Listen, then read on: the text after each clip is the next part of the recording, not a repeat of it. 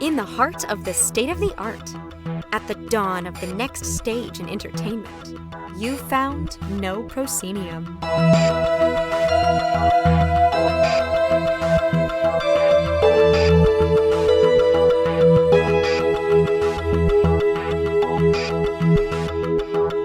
You have indeed found No Proscenium, the voice of everything immersive. I'm your host, Noah Nelson. This week on the show, a very special episode, a look back at The Nest, the Thea Award-winning show here in Los Angeles that started off as just a little thing in someone's backyard and became a beloved institution here in LA, mixing escape room and video game tactics in order to create a personal, dramatic experience unlike any other pretty much on the planet. So the Nest will be wrapping up its historic run this summer, wrapping up in August. And indeed, we've got a discount code for those who want to catch it before it goes that you can find if you go. The discount code is NOPROPODCAST. Pretty much easy to remember. NOPROPODCAST. And it's $10 off tickets to the Nest. You can find links to tickets in the show notes. That's what I was trying to say before I told you the code. But again, NOPROPODCAST for $10 off.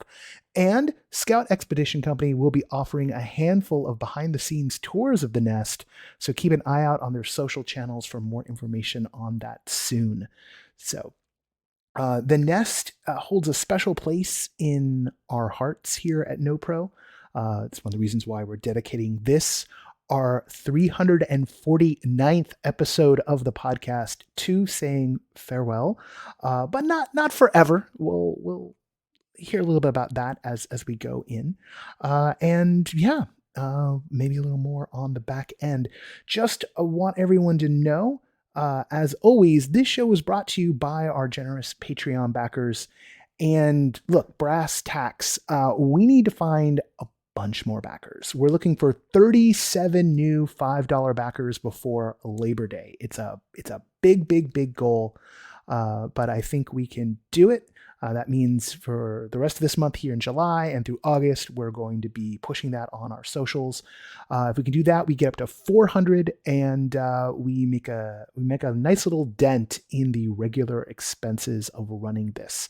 As you all know, the Patreon is our only source of income, and by our, I mean mine, and we get $2,200 and change each month. And I live in Los Angeles. So those of you who live in Los Angeles, yeah, okay, good.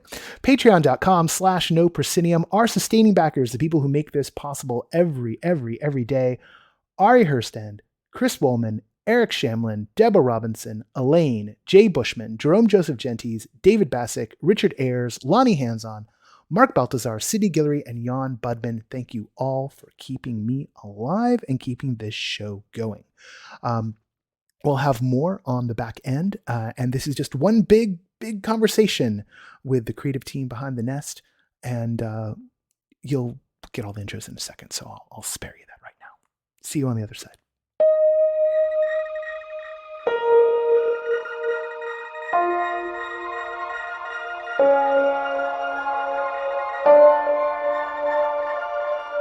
Today we're coming to you from a very special place, inside a very special place.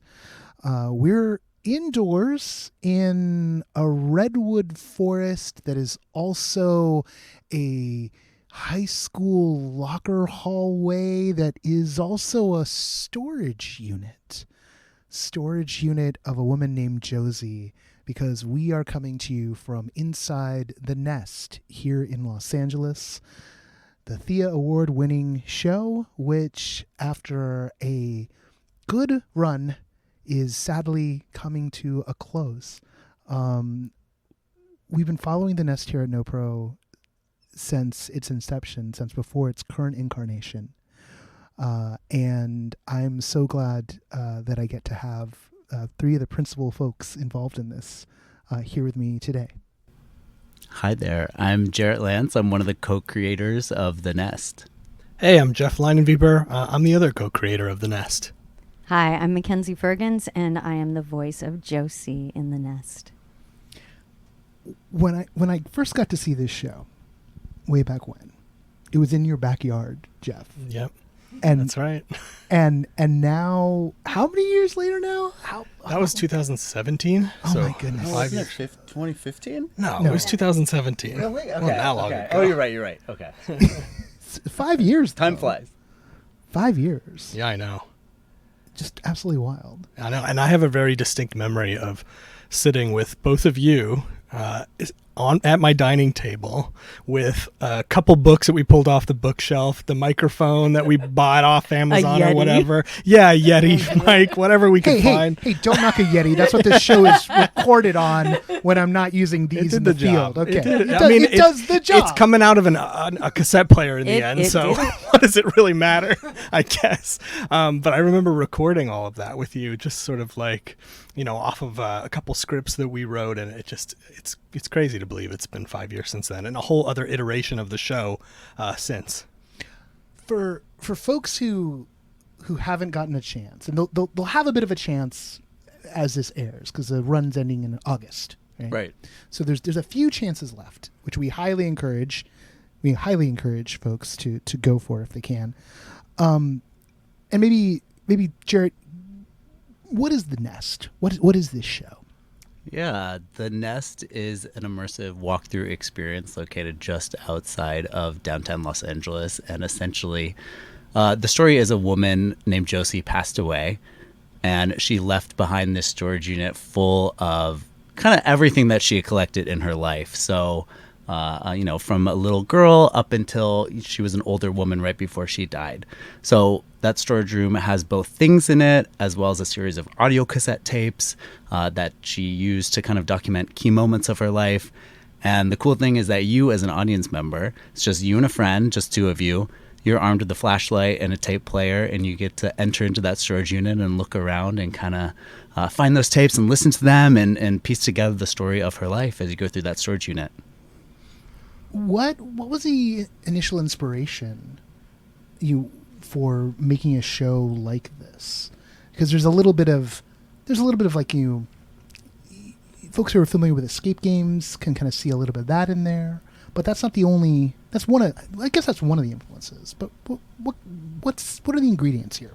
Sure. Well, I mean, and I know we've talked about this before when you've had us on the show. Oh yeah, a little bit. But Jarrett, but just like as a little bit of a recap. I mean, Jarrett and I both met at Walt Disney Imagineering, so we come from theme parks and that sort of thing. We don't come from a traditional theater background, and so when we were putting our heads together to come up with, an immersive piece after we had seen Sleep No More and been sort of bitten by the immersive bug, we were like, what's something that we are well equipped to put together, and leaning in sort of like our sort of immersive environmental design and theme parks like we were talking about, we sort of stumbled on this concept of, what if a design challenge, I guess, is of what if you could create a show without any characters, and what would that mean?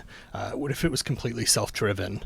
And so if the environment were the only thing to tell the story of a character, how would you go about that? And so that along, we were sort of also considering, different venues and stuff like that. So it also came from another angle of like just logistically, what type of places could we put a show in? And we were naive enough at the time to think, oh, you could do something in like a storage unit. Those are readily available. They're cheap, but they don't have any, they don't have any electrical. They have no power. There's a lot of hurdles there, but it did spark us with the idea of like, oh, a storage unit is a great place where, someone has distilled and collected all the things they've collected throughout their life, and it tells so much about someone without them even being there. And so that's sort of like how it all coalesced in the beginning. And part of it too was really inspired by the idea of going to a garage sale or an estate sale or any location, an attic or a basement, maybe of a loved one that passed away, and looking through the things that they own. And maybe it is someone that maybe it's a stranger, but by looking through those things without even knowing it, you're kind of piecing together the story of this person in your head. Josie is such a particular person, such a particular character. How did her story start to come together? Because even in the initial version of the show, which was in the shed in your backyard, like so much of that show is still here in this show. The arc, the heart of it, the certain moments. When did Josie come to life? You know, it's funny. It's hard to identify, I would say, like the exact spark. There's not a particular person necessarily that Josie was inspired by. A lot of it did come from, backward sort of thinking of, or like reverse engineering, I guess, if you will. The conceit of the show being that someone has passed away who had no next of kin or family or friends to pass on their stuff to. And that's kind of tragic in and of itself. And so it was sort of from that seed of an idea that we sort of created Josie's character, because we knew sort of like what the ending was, right? Is like this person is all by themselves and has nobody to pass along their stuff to. But how did she get there? And we also knew from the very beginning that we wanted this not to be some sort of fantastical character or journey that like is about someone becoming a secret agent or dealing with aliens. Like, it isn't that sort of story. It's not some sort of big summer blockbuster. This is just going to be about a fairly regular person who has ups and downs in their life.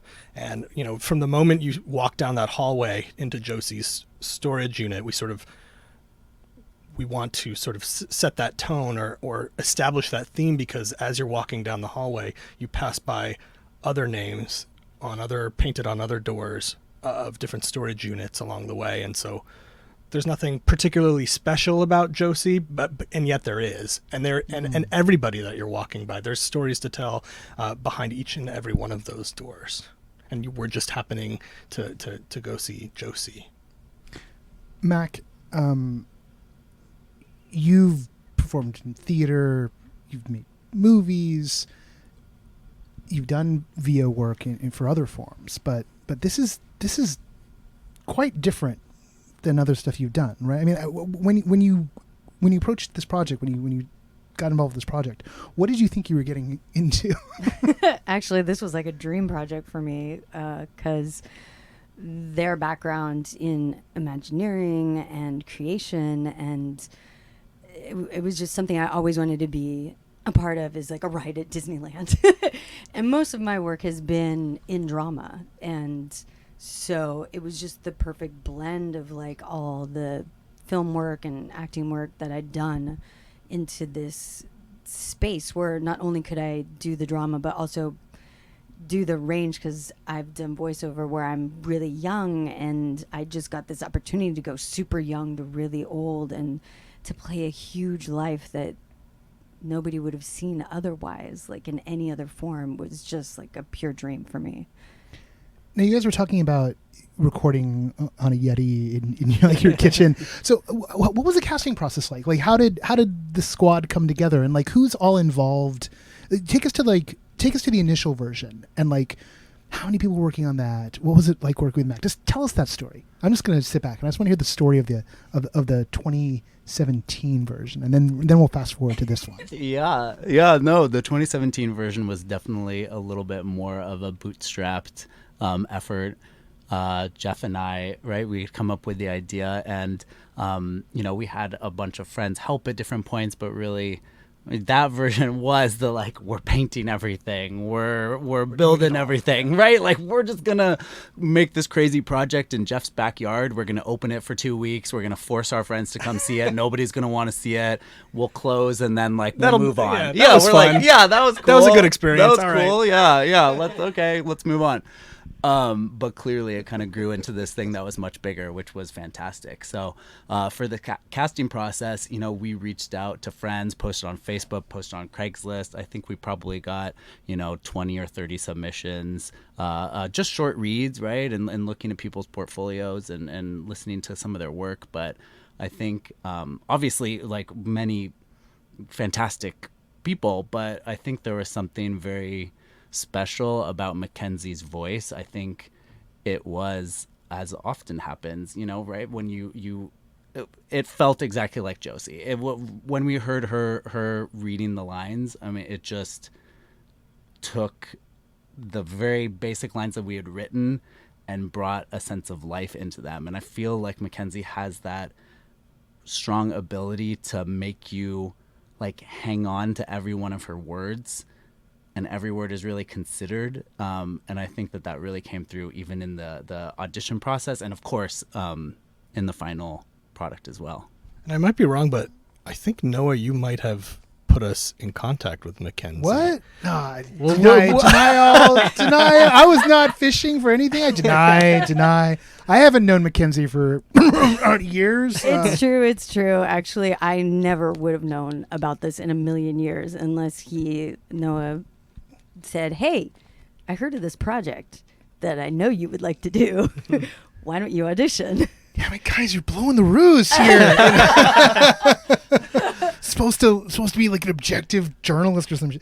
And in the beginning, I'll also just say about the casting process, like we had originally intended, because of course, like casting multiple people to play Josie at different stages of her life, kind of like Mackenzie was saying, that there's a big range there. So naturally, we were like, well, we're going to have to find someone who's super young, which we did end up doing for like really young Josie at like 12 years old for like a couple tapes, but then the rest is all Mackenzie. And in the beginning, we were gonna, find somebody who was older, find several different actors. But when we talked to Mackenzie, when we heard her reads, we were like, she has the range. And it was amazing watching her sort of transform just with small little changes. Like, you kind of assume that there's going to be a lot of, almost like a lot of people would think that they would overdo it maybe when it comes to like, oh, I have to be old now, so I have to put on this affectation of like a really, overdo it and make themselves sound super old. But Mackenzie would just change the sort of lilt of her voice or put a little bit of rasp on it, and all of a sudden,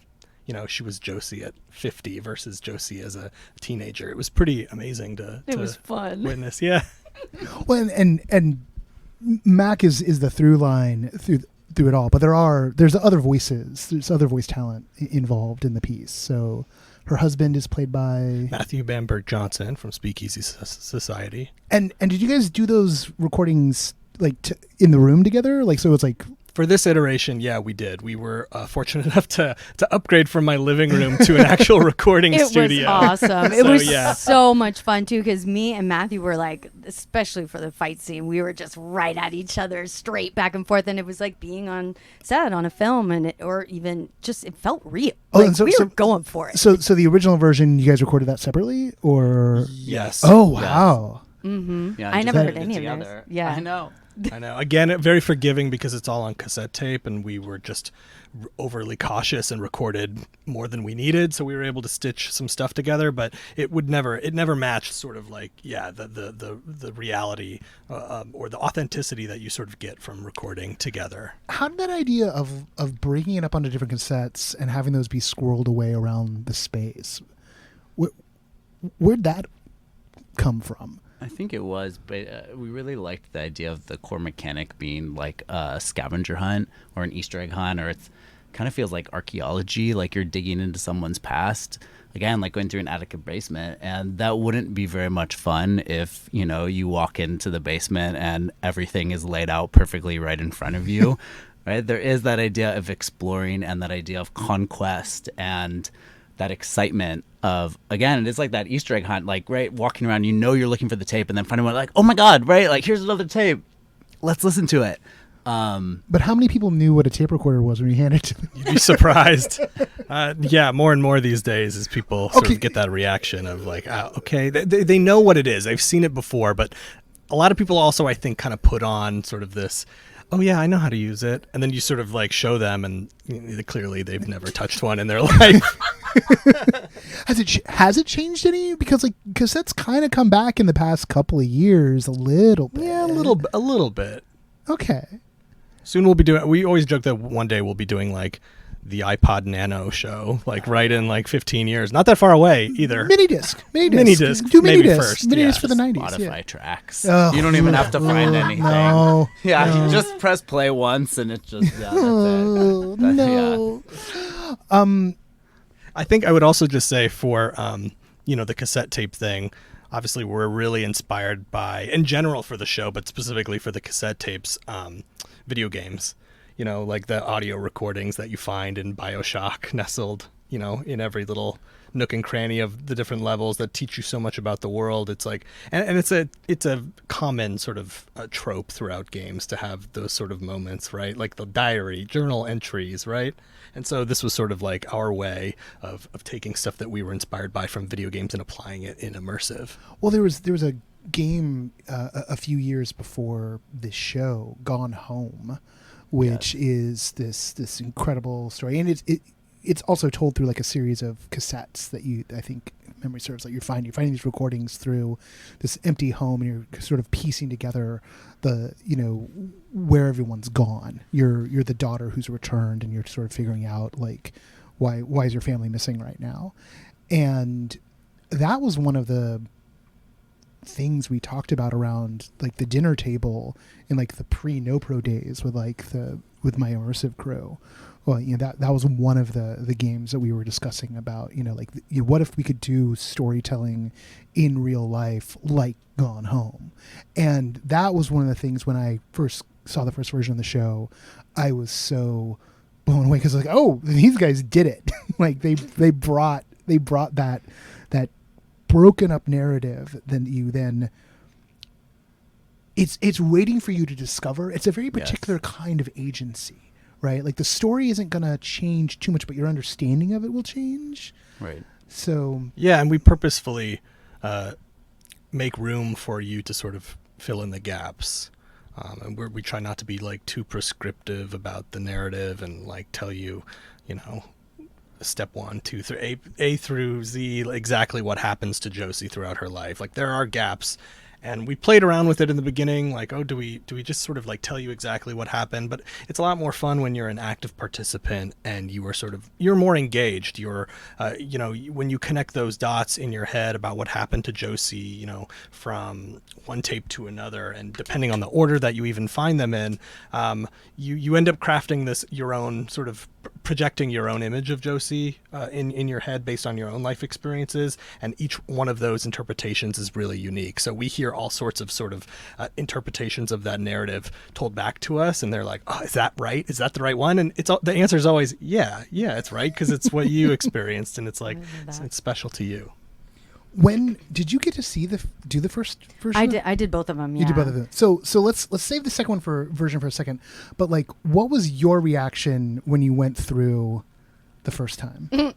Well, I recorded it in order, so I got really confused because I'm like, wait, this is out of order. We're going the wrong way. We're supposed to be over here now. Like, I had a weird experience. I was totally lost. And my friend with me was like, well, it says to go here, so let's go there. So it was kind of a mess for me, but I was also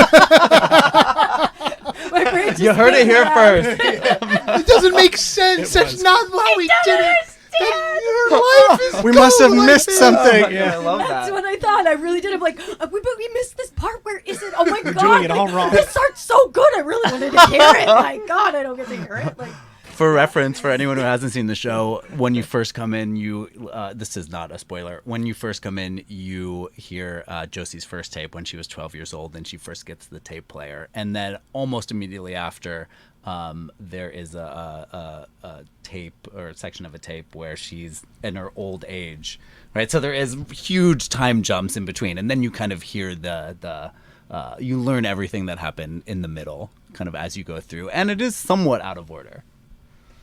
Yeah, it's like it's not linear, but it's emotionally in order, but chronologically out of order. Yeah. Right, for the most part, it's separated into almost like 3 acts a little bit in sections, like the forest that we're in right now. That's primarily Josie's childhood into her teenage years and young adult sort of life, right? With a few exceptions here and there where we just sort of like will either because we're foreshadowing something or because we just want to sort of hint at something that might happen later and allow for that sort of connection synthesis starting to happen, promote that from happening in the guests. It's fairly organized. It's just you might find one tape hidden in one corner of the room versus another, and that could slightly influence how you interpret things. When the time came, because the thing about the first version was it wound up being a hit. And I think how many times did you guys wind up extending that, like to the absolute limit that you could, if memory serves? I can't remember. Yeah, months longer than we ever had planned. Up to like 250 sold out shows at one point in time. Right. I think it was like about big, 250. A big moment. I was having fever dreams because my bedroom was like right on the back in the back of the house. I was having these like, I would wake up in the middle of the night and I would think to myself, oh my God, I've locked someone out in the show. And I convinced myself that someone was out there, and I just, at the end of the night, I forgot to let them out of the show, and I just locked up, turned off the lights, and went to sleep. And I mean, so clearly it was spilling over a little bit into, and I had roommates too at the time, so it was just like, it was asking a lot to keep going with that iteration of the show, but it did go for a really long time. Well, and did this thing change your guys' lives? Like, probably. Yes, I think so. I mean, I think, the Nest itself has been a fantastic opportunity, I think, to meet people from all over LA with the coolest jobs, and people that work in the video game industry, people that work in the movie industry, people that work in immersive, or whatever the case might be. And so I think it's both changed how we approach design and what can be possible, that's kind of like the internal change. And I think too there's been great, really cool opportunities that have come from doing the show, and just you'll never know who you meet when you're running an immersive show in LA, and it's really cool. Yeah, and it's been really full circle in a lot of ways, because the things that we were inspired by in order to create the show, like Jarrett was mentioning, like video games, Gone Home, What Remains of Edith Finch, Firewatch, we always rattle off the names of those games. Well, all of the developers and all the people who have made those games have since now come to see the Nest and have been really inspired by it, right? And write us about it. And it's just this very surreal sort of thing. And I was at a happy hour several months back where this guy, we were talking about fun things around in LA, and he's like, you know what? He was like, there's this show in LA called The Nest, and you really need to see it. So God. Weird moments like that where it's like I get to be amazing. Like, oh, I'm one of the creators of that, and it's just. I mean, it's just really, I think surreal is really the only word that I could think of to capture that. It's strange. But LA is, full of people all these interesting people who look for cool and weird shit to do, right? So, yeah. Well, and this is one of the cooler, weirder things to do. For sure. Moving it here. So 250 in your backyard. Mm-hmm. And then tell us about the quest to find a home for a longer run, a bigger version. Yeah, we were actually designing a totally different show at the time, which is still on the back burner. We think it's coming back. We want to do it, and we were looking for spaces for that other show, but then we got a great tip. To check out this building. And we came to walk through it, and it is, if you haven't been, it's this beautiful early 20th century storage building near downtown LA. We started walking through it as a location potentially for this other show, and it's like, wait, this is destiny. This is so cool. There's this amazing elevator ride up to the 5th floor. There's that view that Jeff was talking about before you enter the storage unit of a hallway kind of disappearing into the distance with storage doors on either side. And as soon as we got here and started walking around, it's like, okay, this is destiny.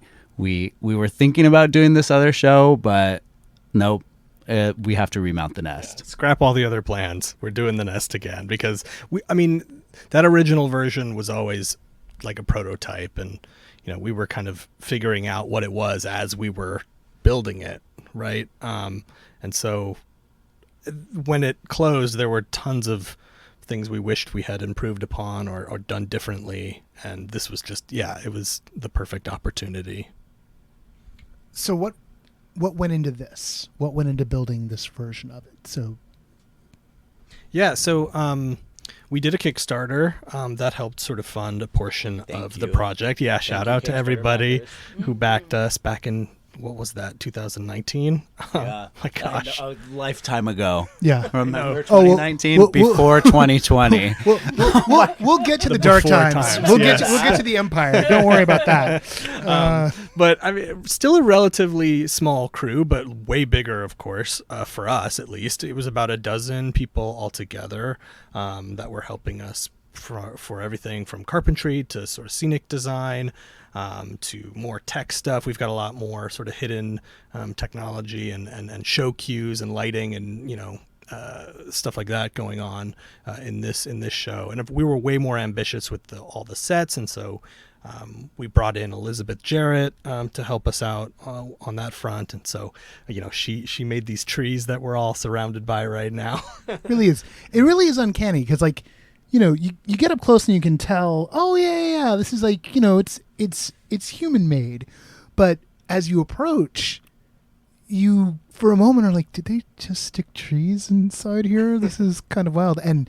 she really has a great eye for building the outdoors indoors. It's definitely. It's a real knack she's got. Definitely. And I think a really cool thing about the immersive community is everybody loves what they do. And so it was us kind of putting together a merry band of travelers on our way to the Emerald City. And so obviously Mackenzie was a big part of the first show, and along the way, Corey Lubowicz joined us as our producer and made our 2019 version a lot more professional, which was a huge help. Ian Momey was our tech director, also known for Delusion, and Ian does everything. He's great.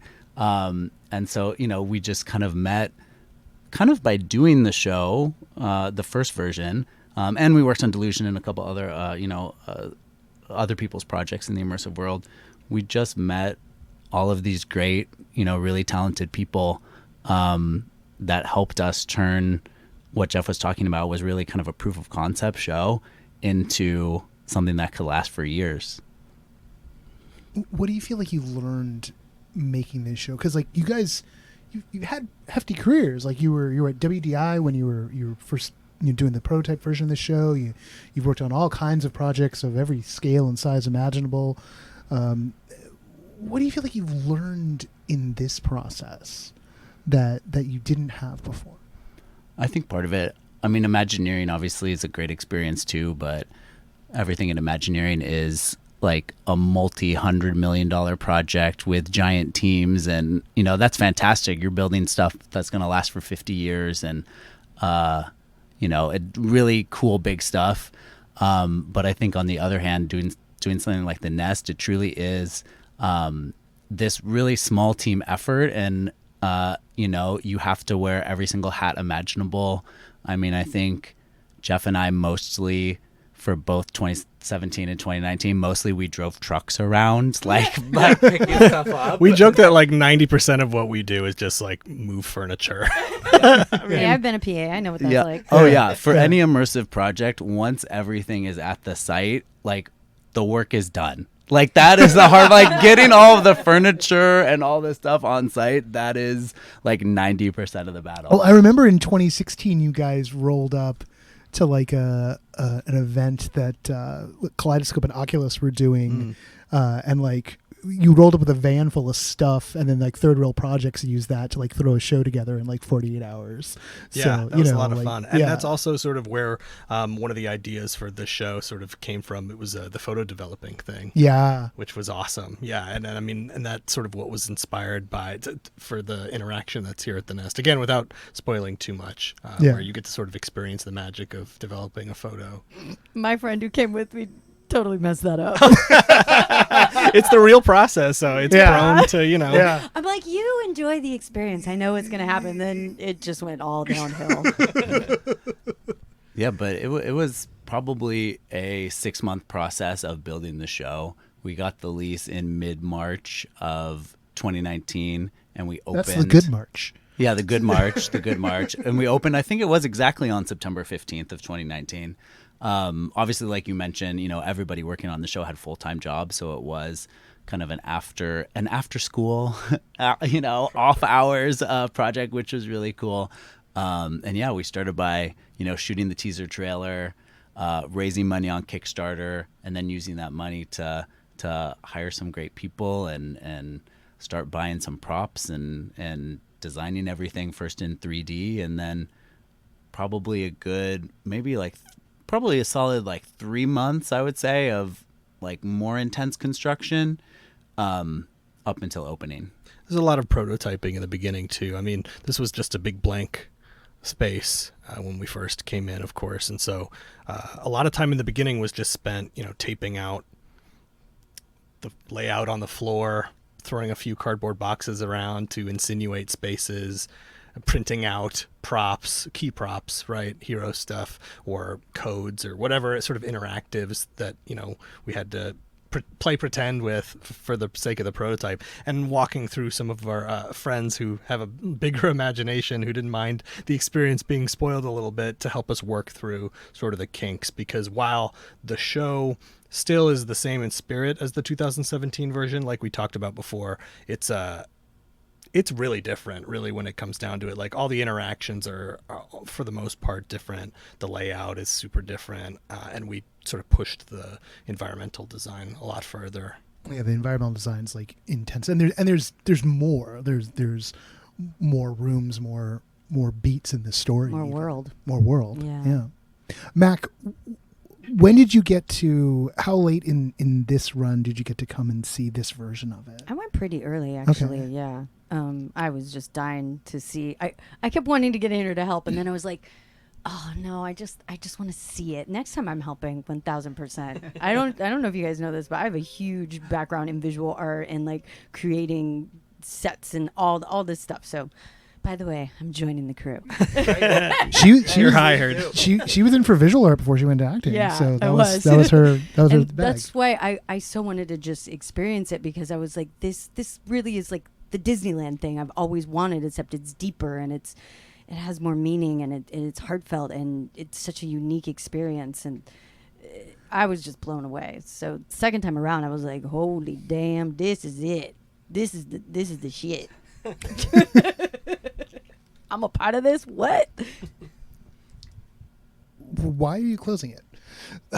Just to drop that one in. Why are you guys closing it? What? Why? Like, I mean, I'm. It's a fair question. Yeah. I think the Nest has been absolutely amazing, and it's been an absolutely amazing experience for, thousands and thousands of people to go through at this point. I think it's time for us to do something new, and not that we couldn't do something new at the same time. It's just a little bit hard. The Nest is great. We still love it. It still takes a decent amount of time to keep it going, and it's just, some things are meant to be ephemeral. Maybe we could keep it going for years and years and years, and it would slowly decline or whatever, but we want to end on a high note. Yeah, we want to maintain the best version of the show, and because you guys are finish still it out. You guys haven't just put a B team on it to run it. You guys are still part of the operations here as well, right? Yeah, we do have a great operations team. We have 6 or 7 staff members, and they're led by Roby Johnson, who's great. He's the operations manager, so helps us with scheduling and box office management and that. So obviously that takes a huge part off of our plate. But we're still involved in upkeep and trying to improve little things here and there, and just sometimes take care of any little audience issues or something. Not issues with the audience, but right, like something comes up, something broke, whatever the fact, that type of thing, right? Still making sure that it maintains a level of quality. Yeah, exactly. There was just a little thing I wanted to say about it closing, is that I go to Burning Man a lot, and there's something so beautiful about seeing a piece of art that just touches you deeply, and you'll never be able to see it again because it's going to burn the next night. It's just, it gives it a weight and a value that would never be there if it ran forever and ever and ever and ever and ever and ever. And I think that's what's so gorgeous about the fact that we are closing, even though I'm sad.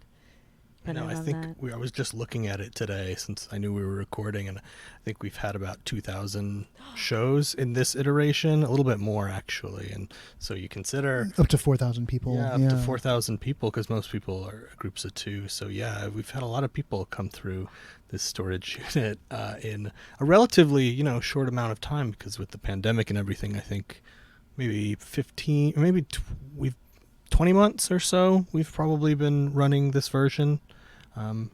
So I think there is a bit of a feeling too of, I guess it's kind of what I was describing before, but there's that feeling that like sometimes the forest needs to burn down a little bit not in a human caused way in order for, beautiful new things to regrow. And I think the 2017 version is an example of that. Like, yes, I guess technically we could have kept running the nest for 10 years out of Jeff's backyard, but then he would have not been happy. Yeah. He would have been. His landlord probably wouldn't dig it delusional either. of thinking that he left people in the back room. And we never would have been able to create this version. So I think, again, it is a bittersweet moment. We love the nest. It's great. Thousands of people have loved it too. But yeah, it's that same cycle repeating. It's by closing this, it kind of allows us to refocus. We have other projects that we want to work on, put our energy into that. And then maybe the next thing will be, even cooler, right? Or not even cool, but just different. Well, and I think the thing I'm getting from this, and that is, I'll admit, like I was even a little worried about, is that just because the nest is closing doesn't mean that Scout Expedition Company is disappearing from this earth. So absolutely not. Yeah, in fact, the opposite. Like I think the nest has, like we were saying before, it does take a lot of effort to run, and it was never designed to be this like perfectly oiled machine that runs itself and that we can just sort of like put on autopilot and then set it and forget it type of thing. It is a very organic show that runs on old technology and people coming in and making it work every single day, and so it's time consuming, and this is time that we could spend in other places, like developing our other shows that we sort of like have in mind. And so I think that sort of just paired with the feeling that we had that the show has had a really long run, we've had a ton of people come through, and that's enough. Like, and that's great, and that's amazing, and we couldn't have asked for more. And it just felt like the right time. There was just a moment where I think Corey, Jarrett, and I just sort of were talking, and we were like, it feels right? Like, this is it. I think this is it. And it happens all the time in life, I think, and felt right for the nest. It reminds me of, actually, as we're talking about it, like even just the memory room, which if people don't know, again, I guess this is a minor spoiler. There is a coda. There is sort of this scene or this moment after sort of the experience where we ask audience members to leave something behind. And in this case, it's a memory that they have to write down that we sort of, in the prompt, say is a memory that is sort of on the fringes of your mind, something that you're just about to forget. It could be a smell or, a sound or just a feeling that you've had, because so much of the show is based on, Josie's struggles with memory loss and clinging on to those. And so something about it also just reminds me of that, that these memories of even the nest are not going to last forever, and that at some point we sort of just need to close the door. Yeah, and on the note of technology that Jeff was talking about, I think we've probably bought every single tape player in the existence on Earth. So we're out. Yeah, they keep breaking. So we're done. We gotta close. There's no tape players left on Earth. Yeah, we would. We'd keep it going forever if we could. Oh my god! But they're gone. Come on, Panasonic. Open that production line back up. We need those records are tape back. players. Yeah, it's true. We should have asked them for sponsorship money. Next time, in the revival 10 years hence, yeah. The Nest edition of the Panasonic. Oh yeah, there you go. Get some branding opportunity. Yeah, come with all the tapes. Yeah, there it is. Okay, good. Okay, maybe we'll delete this part. Delete. We won't add this part. Speaking of memories, any goofy memories from the run that stand out? Like anything?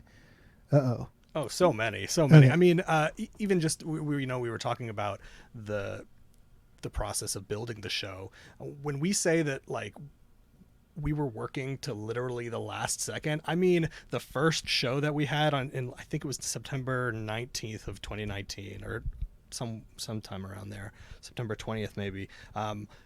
Our first guest, who, if I'm not mistaken, was Brian Bishop. I'm almost positive. I think it was Brian Bishop. I think he was the first show, and he was coming up the elevator, and we had 5 people in this room gluing stuff down and like putting the final touches as they were coming up, and we had one person shouting down the hallway like, "He's 10 seconds away!" Like, I mean, it was down to the wire. So like, I mean, it was a group effort, and there's so many, I guess, moments sort of like that. Even the memory. Is he gonna find out about that for the first time when he listens to this? I mean, it's not surprising. Any show like this, well, right, yeah, is but is kind of thrown together, and there's always like those things that you're trying to push to get done. Even the memory room, like I think we get so many people who are like, "Oh, that was the best part of the experience," and we're like, "Joke's on you because we designed it 48 hours before we opened the show."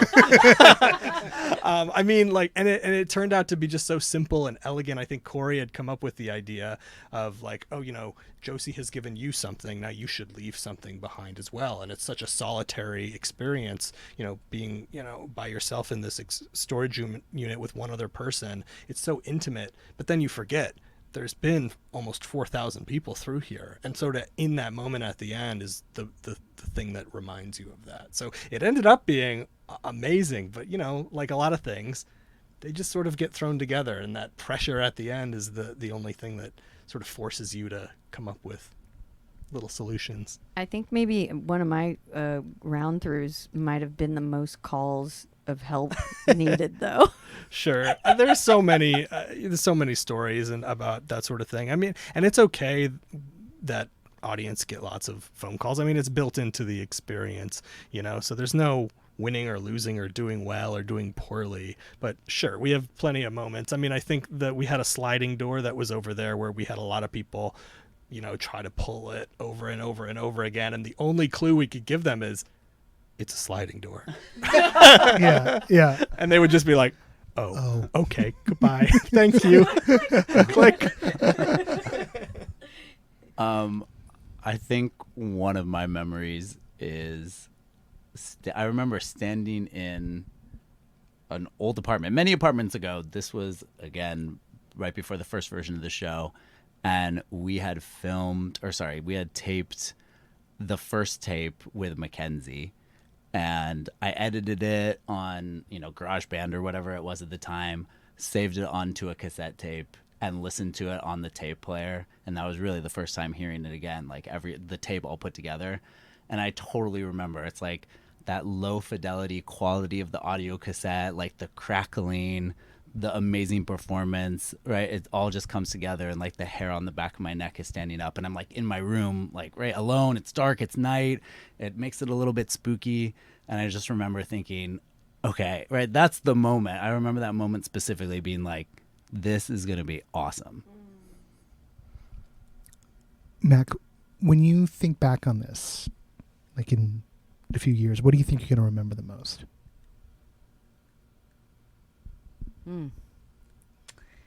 Just this world. This world has such an impression on you. Like if you haven't seen it, please come see it so you know what I'm talking about. But it's magical. It's beautiful. It's heartbreaking. It's unlike anything I've ever seen, and it just stays with you. So I think that just that it's like that taste of your favorite dish that they make at that restaurant only during the season, and you just want to go back and have it, but it's only there for that short amount of time. I'm torn because on the one hand, I'm really sad for all the people who won't get to ever do this. And this is the sort of the fundamental conundrum of immersive, is that like the throughput's always going to be small. Like even when you deal something on the scale of like a Meow Wolf, it's still nothing compared. Like a Meow Wolf in a year does, like Disney will do that in a month, right. It's so many more people. But the fact that you guys are sticking together as a concern, and that you'll be like as if the Nest was a seed, and now what's going to blossom out of it. That I'm very excited, and hopefully it means a lot of people in all places. Also, I keep on hoping to see more people take on this as like a form. Like there's bits of it, right? Like I feel like some of this sort of storytelling you can see in what Meow Wolf's done in Vegas, and I haven't been to Denver yet. And like this idea of, active environmental storytelling that also has like a semi-linear component, like something else is pushing it along, or like your more elaborate escape rooms. But there hasn't really been anything quite like this that I've encountered.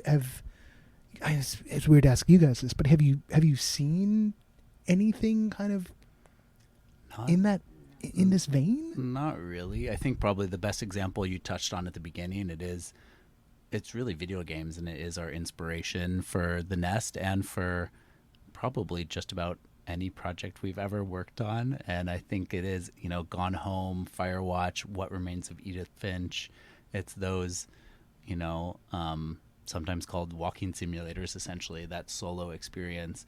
Those are huge influences. And I think, even in terms of immersive, right, there's a decent amount of us immersive folks that are like this, but when I go to Sleep No More or another big immersive show, I'm the one running away from the actors so I can be in the rooms alone by myself and pilfer through the drawers, right? Everyone's running the other direction. I'm I did the same. As soon as the actor's in the room, I'm running out and going to the other space. And so I missed the candy room the first time because I was following the actors, and someone was like, I missed two things. I missed the candy room and I missed the blood orgy. And I came out and they were like, oh yeah, did you see those? I was like, there was a candy room? What? I gotta go back. And I did for the candy room.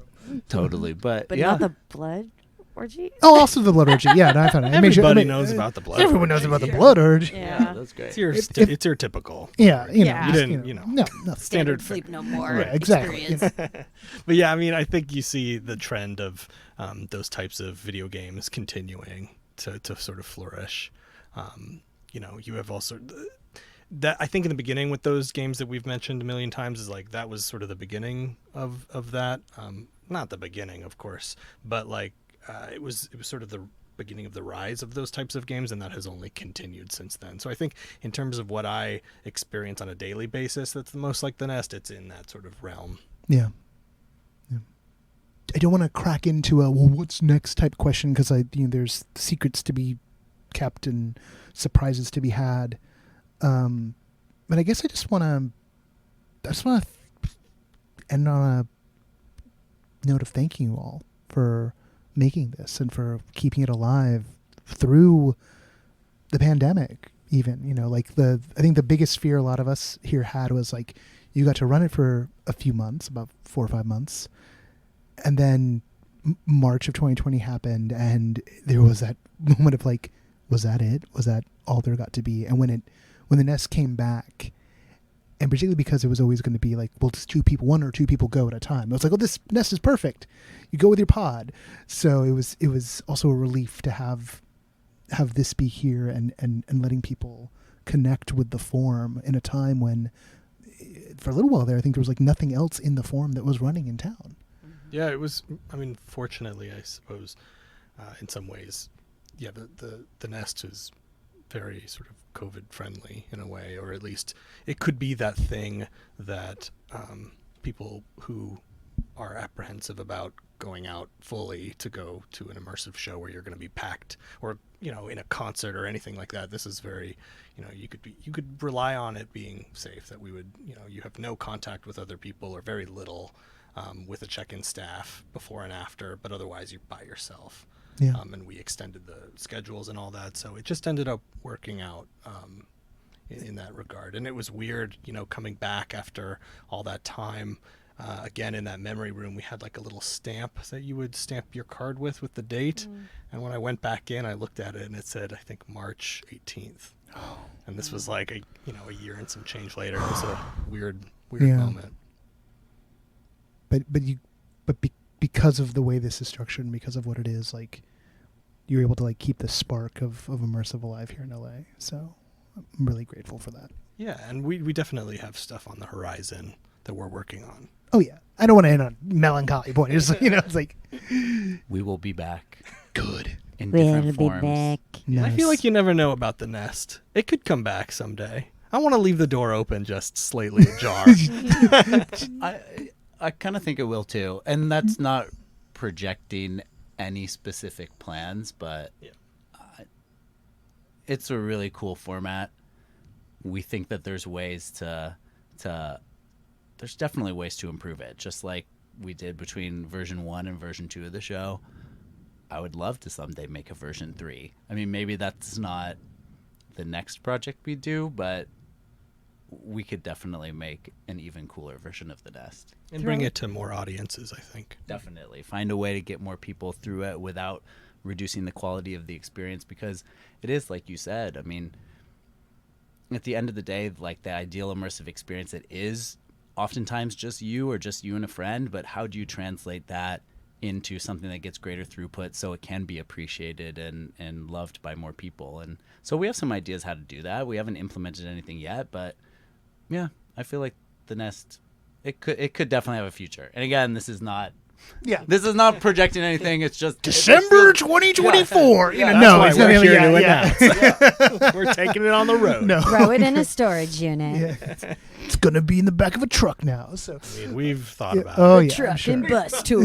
Yeah. The Yeah. We thought about the truck version. Who knows? Yeah. Have Yeah. some drawings for that from long ago, but didn't make sense at the time. Maybe. Never say never. Yeah. Exactly. Exactly. But that's the good thing. Josie will be back. Josie will be back. All right, that's good. That's a good place to end it on. Thanks, y'all. Thank you. Thank you. Thank you so much.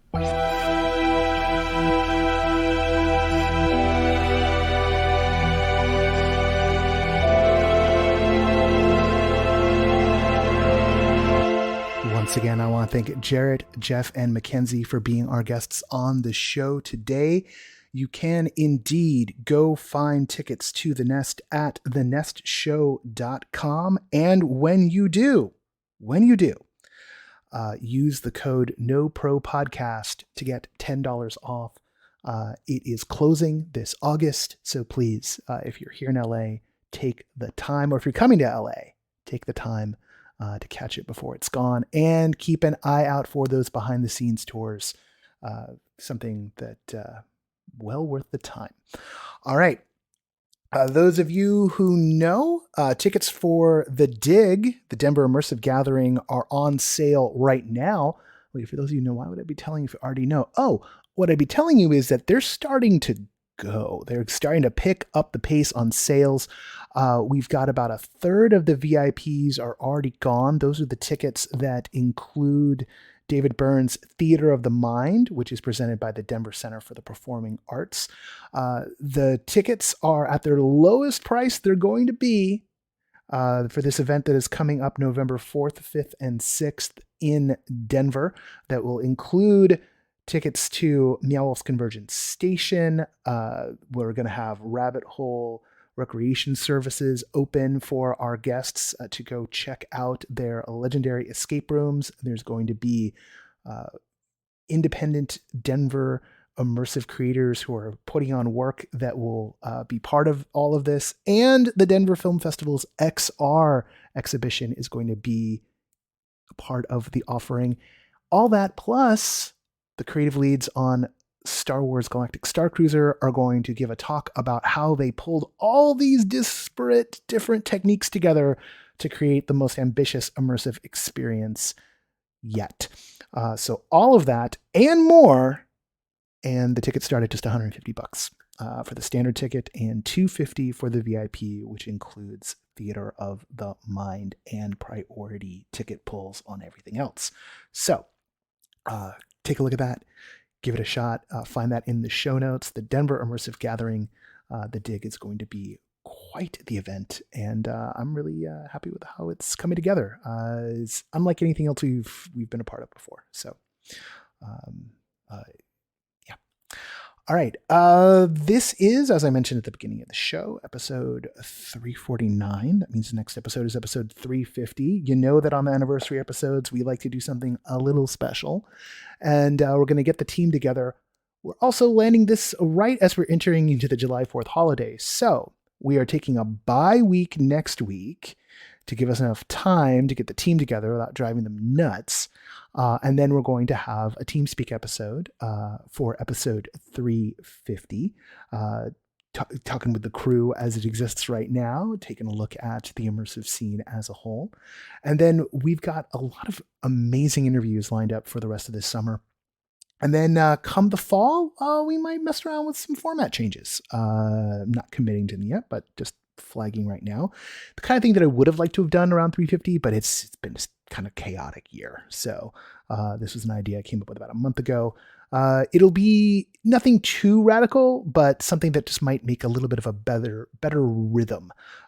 Probably no fewer episodes than we currently have. In fact, it might actually keep the rhythm going a little stronger.